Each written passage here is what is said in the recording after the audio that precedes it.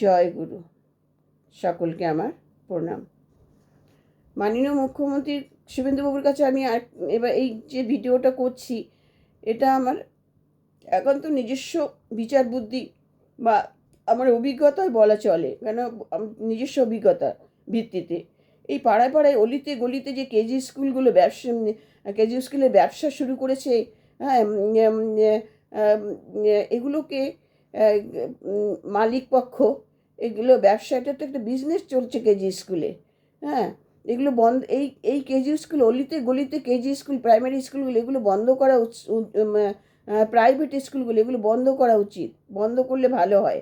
হ্যাঁ, কারণ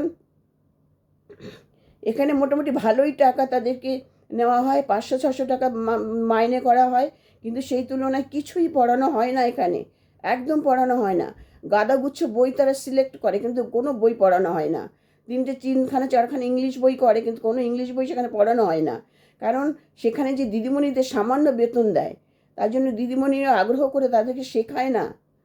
এসব স্কুলের ছাত্রছাত্রী আমাদের কাছে আসে, আমরা বাড়িতে টিউশনি পড়াই, আমাদের কাছে আসে, দেখি ক্লাস 3-4-এর ছেলেমেয়েরা নিজের নামটা পর্যন্ত লিখতে পারছে না ইংরেজিতে, এমনকি ABCD পর্যন্ত তারা চিনতে পারছে না। ছোটো ছোটো ওয়ার্ডগুলো পর্যন্ত তারা তারা উচ্চারণ করতে পারছে না, বা বানান করে লিখতে পারছে না, ছোটো ছোটো সামান্য সামান্য ওয়ার্ডগুলো। তাহলে এখানেও কোনো কিছু পড়ানো হয় না, এখানে একটা পুরো দমে একটা বিজনেস চলছে মালিক পক্ষের। হ্যাঁ, ABCD ছোটো ছোটো ওয়ার্ডগুলো, এগুলো এগুলো আমরা লিখতে দিলে লিখতে পারছে না তারা, তাহলে কী শেখানো হচ্ছে? এই এলাকাগুলো, গ্রাম্য এলাকাগুলো তো কেজি স্কুল খুলে খুলে বসে আছে, সব 500 টাকা 400 টাকা মানুষের কাছে মাইনা নিচ্ছে, অথচ বাচ্চাদের কিছুই শেখাচ্ছে না, বাচ্চারা কাঁচাই থেকে যাচ্ছে। এইসব ছাত্রছাত্রী আমাদের কাছে আসছে, আমরা আমরা সন্ধ্যাবেলায় টিউশনি, কিছু ছেলে মেয়ে নিয়ে টিউশনিতে বসি, তাদেরকে আমরা পরীক্ষা করে দেখি, তারা বলে আমাদের পড়ায় না, আমাদের এরকমই পড়ায়, এরকমই। আর বাবা মা গার্ডিয়ানরা সেটাকে করছে না, বুঝতে পারছে না তারা যে কি পড়াচ্ছে। হ্যাঁ, আবার পরীক্ষার সময় এরাই করে কি, পরীক্ষার সময় ওই শিশুদের, ওই বাচ্চাদের খাতায় প্রশ্নের উত্তর লিখে দেয়, নিজে হাতে লিখে দেয়, পাশ করিয়ে দেয়। তাহলে সেই বাচ্চাটা তো একদম কাঁচা থেকে যাচ্ছে, ভিত তো একদম কাঁচা থেকে যাচ্ছে। হ্যাঁ, এদের ভবিষ্যৎ খারাপ করছে আরও। আর গার্ডিয়ানরা ভাবছে আমরা কেজি স্কুলে পড়াচ্ছি, আদৌ কি এখানে কিছুই পড়াতে হচ্ছে না।